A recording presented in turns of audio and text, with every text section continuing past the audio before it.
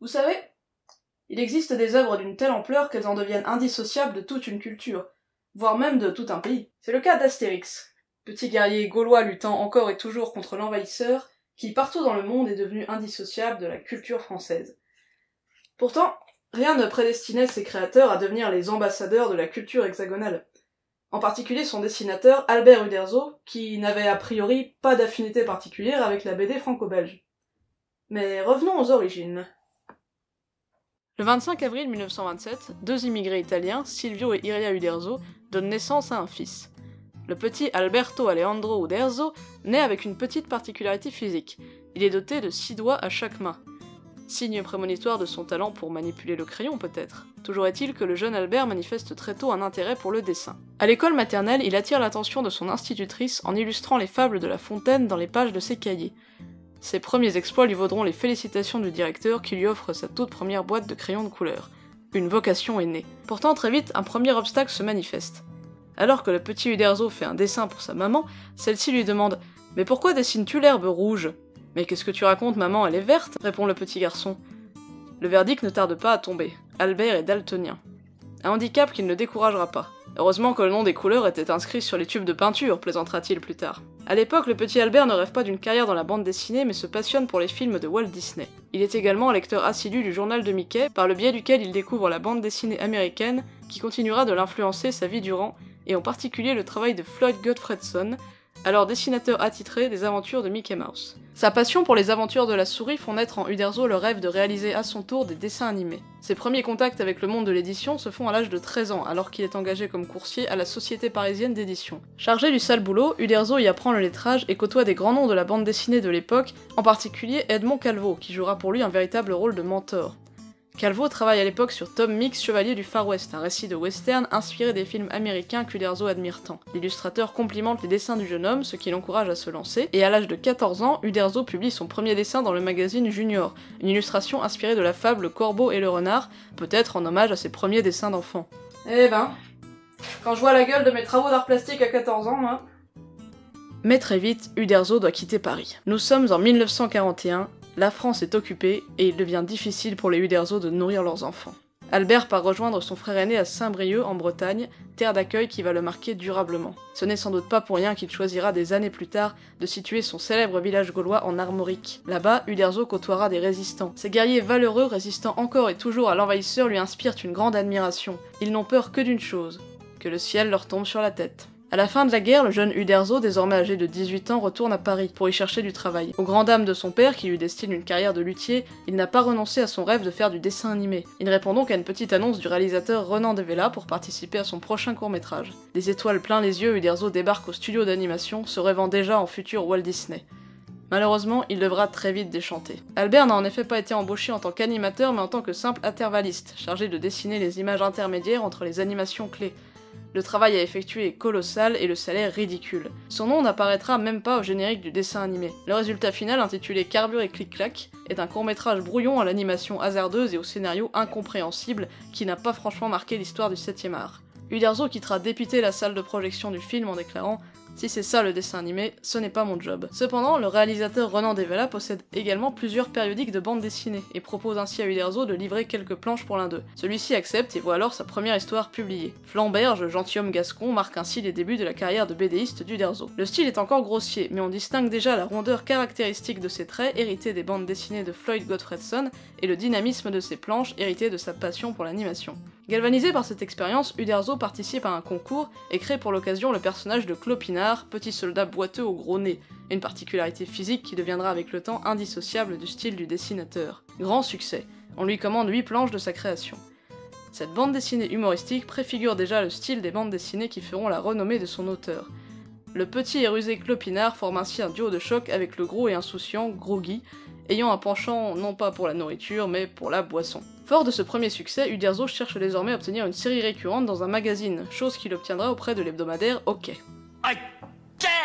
Toujours très influencé par la bande dessinée américaine, Uderzo crée les aventures d'Aris Buck, un prince d'heroic fantasy grand, blond et baraqué. La bande dessinée, qu'il signe Al Uderzo pour faire plus américain, aura une existence éphémère mais lui permettra de donner libre cours à son humour, en mettant en scène une galerie de personnages hauts en couleur. Personnellement, j'ai un faible pour Cascagnas, l'acolyte de notre héros, avec sa petite moustache blonde et son casque avec des ailes, là. Je sais pas, il a une bonne tête, je trouve. Suivront les aventures de Prince Rollin, le fils d'Aris Buck, avec sa cape de super-héros, tout un programme, et surtout Bellois l'Invulnérable, sa première série récurrente. Exprimant son talent aussi bien dans des séries comiques que dans des œuvres plus réalistes, Uderzo semble alors promis à une belle carrière. Cependant, le chemin vers la célébrité sera encore long. En 1947, le jeune Uderzo doit partir faire son service militaire. À son retour, le magazine a fermé ses portes et il doit alors se mettre en quête d'un nouveau travail. N'ayant jamais vraiment renoncé à son rêve de faire de l'animation, il postule au studio du réalisateur Paul Grimaud, à qui on doit notamment le film mythique Le Roi et l'Oiseau. On lui répond avec dédain qu'un type comme lui qui n'a aucun diplôme ne sera jamais embauché et qu'il doit aller faire les beaux-arts s'il espère une carrière dans l'illustration. Humilié, Uderzo s'inscrit à des cours du soir et continue de démarcher des éditeurs sans beaucoup de succès. Son style de dessin, très comics, très Walt Disney, rebute, comme lui fera remarquer très délicatement un éditeur. Mais enfin, monsieur, pourquoi dessinez-vous des nez aussi énormes et aussi laids? Mais regardez autour de vous comme les gens sont beaux. La légende voudrait d'ailleurs que cet éditeur était lui-même pourvu d'un énorme pif, ce qui provoqua l'hilarité d'Uderzo. Face à ces refus, Uderzo est contraint d'accepter des postes de pigiste, illustrant des reportages de France Dimanche ou des magazines féminins. Durant cette période difficile, il se verra cependant offrir une opportunité en or. Dessiner un comic de super-héros, un vrai de vrai. Il est en effet contacté par le magazine Bravo, périodique publiant des comics américains et ayant racheté les droits de Captain Marvel Jr. pour l'Europe.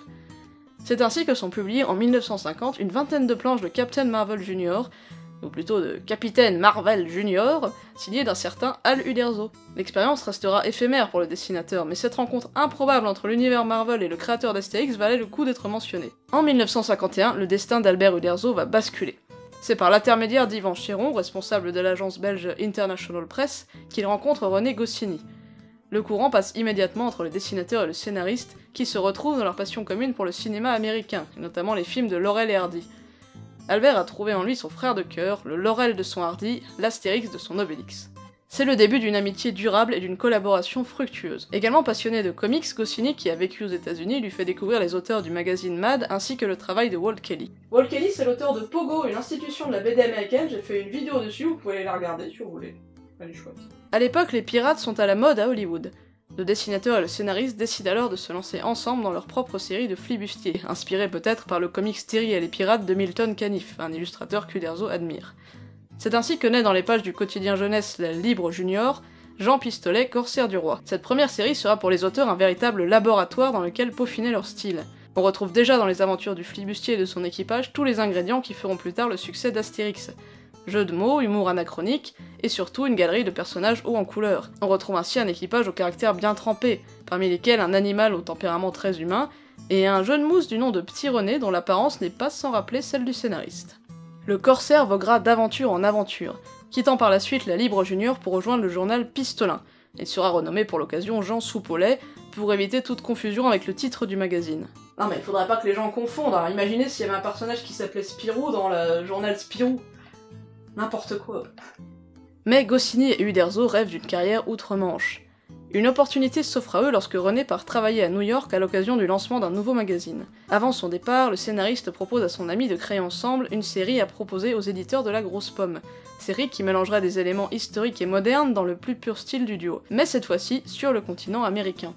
C'est ainsi que naît Papa the Indian, une courte bande dessinée en anglais narrant les aventures d'un peau-rouge et de sa tribu contraints de cohabiter avec le monde moderne. Malheureusement pour nos deux compères, le projet ne s'attirera les faveurs d'aucun éditeur américain. Le duo, déçu de ce rejet du monde des comics qui les fait tant rêver, proposera par la suite la série à l'éditeur Paul Dupuis, qui leur répondra d'un condescendant « C'est très bien votre truc là, continuez à vous entraîner les amis !» Les portes du succès sont encore loin pour Uderzo et son comparse.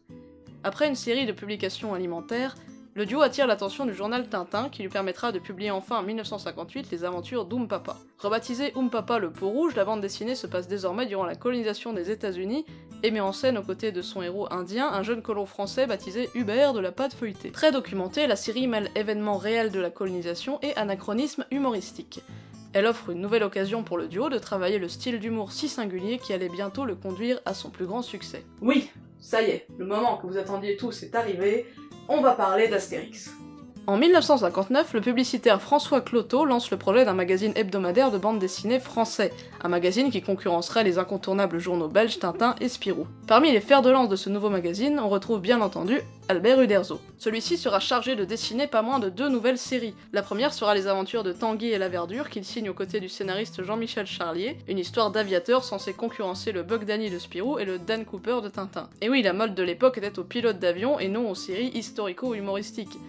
C'est pourtant dans cette voie qu'Uderzo s'engage aux côtés de Goscinny pour sa 2e série dans le magazine. Exit cette fois-ci le cadre américain, c'est une histoire bien franco-française que les auteurs comptent proposer à Pilote. Repensant peut-être à sa toute première illustration de la fable Le Corbeau et le Renard, Uderzo a d'abord l'idée de proposer une adaptation du roman de Renard, mais une bande dessinée similaire est alors en cours de publication, et le duo se penche alors sur l'histoire de France, souhaitant exploiter une période alors inédite en bande dessinée. Leur choix se portera sur les Gaulois. Bon, dans les faits, ils ont pas super bien fait leur recherche, il existait déjà un Totorix et un Aviorix en bande dessinée, qui n'ont certes pas autant marqué le 9e art. C'est ainsi qu'Astérix et Obélix font leur début le 29 octobre 1959 dans les pages du magazine Pilote. Le succès des aventures des irréductibles Gaulois dépassera tous les espoirs de ses auteurs. Astérix devient la série phare du magazine, occupant systématiquement la place privilégiée des dernières pages. Le premier album édité par Dargaud en 1961 est vendu à 6000 exemplaires. Le 2e album réalise le double des ventes du premier, puis le 3e album le double des ventes du 2e.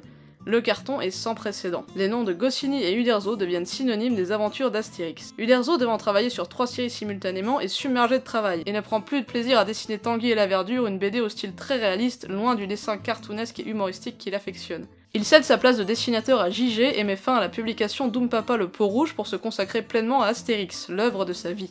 Forte de l'expérience acquise par les auteurs sur leurs précédentes séries comiques, la série fait preuve d'un humour satirique décapant qui séduit en parodiant l'actualité de l'époque. Le combat des chefs, par exemple, caricature l'élection présidentielle de 1965, tandis qu'Astérix aux Jeux Olympiques s'inspire des JO d'été de 1968, et que le Domaine des Dieux critique les dérives de l'urbanisation, faisant écho à la construction du centre commercial Paris 2, grosse polémique à l'époque. Au cours des années 60, la vente des albums dépassera le million, pour un succès qui, loin de se cantonner à la France, gagnera les autres pays d'Europe, la bande dessinée étant traduite dans de nombreuses langues. Uderzo est désormais un nom à inscrire au panthéon des dessinateurs. Mais il lui reste un vieux rêve qu'il n'a jamais vraiment quitté, faire de l'animation. Le premier film d'animation adapté des aventures d'Astérix, Astérix le Gaulois, est produit en 1967 par les studios Bellevision. Ces studios ne se sont pas donné la peine d'informer les auteurs de la bande dessinée, et ces derniers seront très surpris de découvrir l'existence du long métrage, qu'ils jugent par ailleurs médiocre.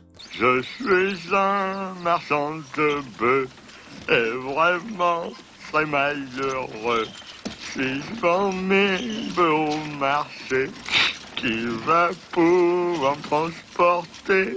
Ils s'impliqueront davantage dans le 2e long métrage animé des aventures du Gaulois, Astérix et Cléopâtre, dont ils superviseront la production, mais seront là encore déçus du résultat. Décidant qu'on n'est jamais mieux servi que par soi-même, Goscinny et Uderzo se lancent alors dans un projet conséquent, ouvrir leur propre studio d'animation afin de produire leurs propres films. Il n'existe alors pas de grands studios d'animation en France, les studios de Paul Grimaud ayant fermé, mais le duo compte bien profiter de la notoriété de leur petit Gaulois pour concrétiser ce projet fou. C'est ainsi qu'en 1974 naissent les studios Idéfix, dont le logo, créé par Uderzo lui-même, parodie celui de la MGM, avec ce brave Idéfix à la place du lion et une devise en latin Delirant isti Romani, soit ils sont fous ces Romains.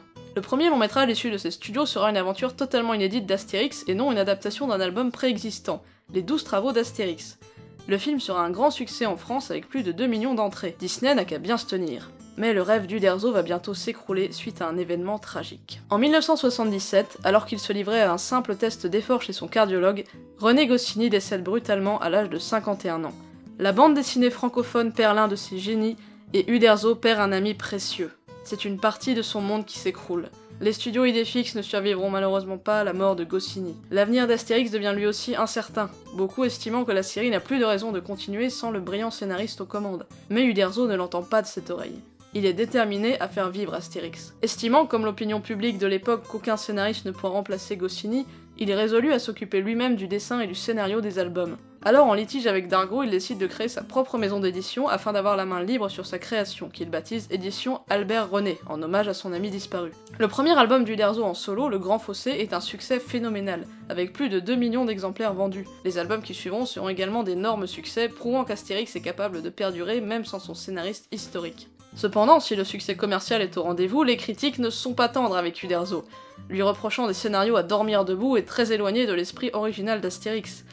Et honnêtement, Le but de cette vidéo, c'était avant tout de rendre hommage au grand dessinateur qu'était Uderzo et à son talent, mais il y a des choses que je peux pas ignorer. Par exemple, dans La Rose et le Glaive, Astérix se mate une attaque des légionnaires romaines en utilisant le goût naturel des femmes pour le shopping.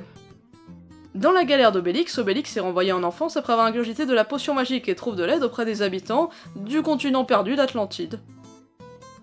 Dans Astérix et la Traviata, Astérix est sauvé de la noyade par un gentil dauphin qui le ramène ensuite sur la berge sain et sauf. Et enfin, cerise sur le gâteau, dans Le ciel leur tombe sur la tête, le petit village gaulois est victime d'une invasion d'extraterrestres, devenant le cadre d'une guerre entre les Toons, représentant les gentils comics américains, et les Nagma, incarnant les méchants mangas japonais. Même avec la meilleure volonté du monde, c'est difficile de défendre cet album, qui fait preuve d'un mépris assez incompréhensible envers les mangas. Uderzo semble oublier que lui-même dans sa jeunesse a été pas mal moqué pour son amour des comics, et semble ignorer au passage que le créateur du manga moderne, Osamu Tezuka, était lui aussi très influencé par Walt Disney. Le déclin de l'œuvre après le décès de Goscinny est décidément difficile à nier.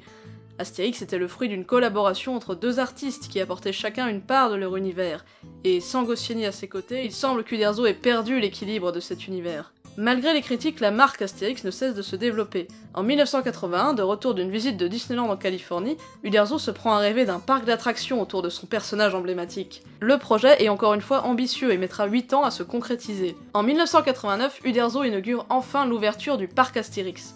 Une véritable consécration pour celui qui se rêvait en Walt Disney français. Le parc est encore aujourd'hui le 3e parc d'attractions le plus fréquenté de France, derrière les parcs Disneyland de Paris. Mais oui, il faut rendre à Walt ce qui est à Walt. En 2013, victime de sévères douleurs à la main, Uderzo doit songer à la retraite. Celui qui avait longtemps déclaré qu'Astérix s'arrêterait après sa mort décide de passer la main au scénariste Jean-Yves Ferry et au dessinateur Didier Conrad, qui se charge de réaliser, sous la supervision d'Uderzo, les nouveaux albums d'Astérix. Le premier album signé par ce nouveau duo, Astérix chez les Pictes, est le livre le plus vendu de 2013 en France, avec plus de 2 millions d'exemplaires. C'est le début d'un nouveau souffle pour la série, avec des aventures fidèles à l'esprit de la bande dessinée, mais tournées vers des sujets résolument modernes, comme les réseaux sociaux ou l'homoparentalité. Uderzo peut être tranquille, la relève est assurée. Le 24 mars 2020, Albert Uderzo décède d'une crise cardiaque à son domicile à 92 ans. En octobre 2020 sortira Le Menhir d'Or, une aventure inédite d'Astérix, de Goscinny et Uderzo, adaptant un livre audio de 1967 et parodiant le concours de l'Eurovision. Un grand artiste nous quitte, mais son œuvre perdure. Aujourd'hui, pour beaucoup, Astérix reste associé à la figure de Goscinny, à qui on doit d'autres succès de la BD franco-belge. Et on pourrait à tort penser, et moi la première, qu'Uderzo n'était qu'une sorte de faiseur, qui se chargeait de coucher sur papier les brillantes idées de Goscinny. Pourtant, lorsqu'on se penche un peu sur sa carrière, sur sa vie, on voit qu'Astérix était pour lui une œuvre très personnelle, qu'il a portée toute sa vie, et à qui il a su apporter sa patte. L'œuvre était bien le fruit d'une synergie entre les deux auteurs, d'une rencontre entre leurs deux univers. C'est cette symbiose entre les deux créateurs qui fait que l'œuvre est devenue culte en France et dans le monde. Ironie du sort, il n'y a guère qu'aux États-Unis, le pays qu'admirait tant le dessinateur, que la BD n'a pas rencontré de succès. Peut-être trop éloigné de sa culture. À ce sujet, Uderzo commentera laconiquement dans le Financial Times en 2005 « It's a pity, but tant pis ». Salut l'artiste.